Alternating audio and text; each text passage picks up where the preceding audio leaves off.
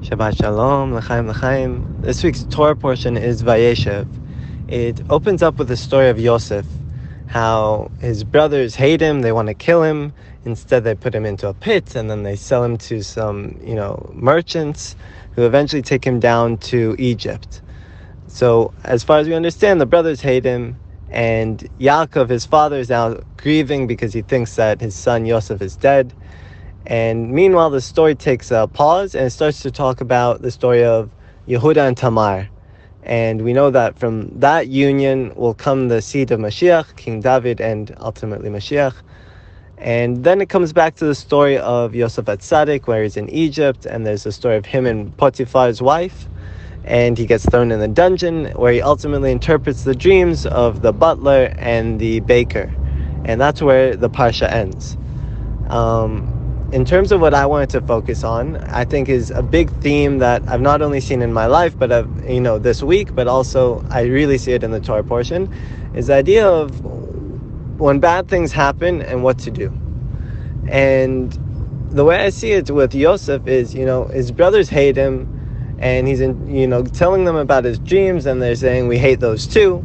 They want to kill him. They put him in a pit. They sell him to merchants. He goes to Egypt. Eventually, he starts to do well for himself, makes it to the top in Potiphar's house.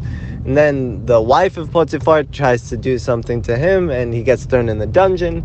So things just keep not working out for him. But it's not like he could do anything, He's really a simple, pure, genuine person. He's Yosef HaTzadik. And these bad things keep happening to him.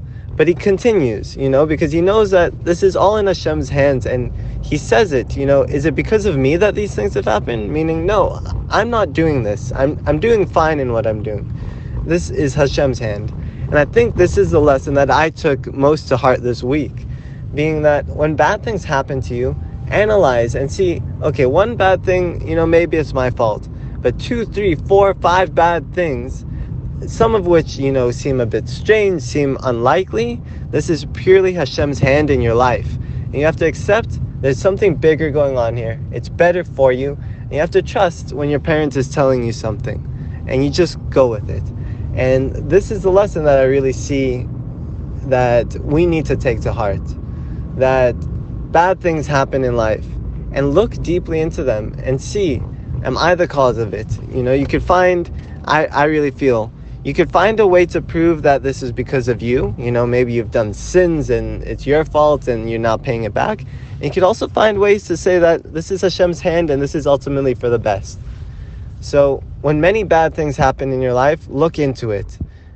I believe that most of the time, all these random things coming together is because Hashem is trying to guide you towards a better future for you.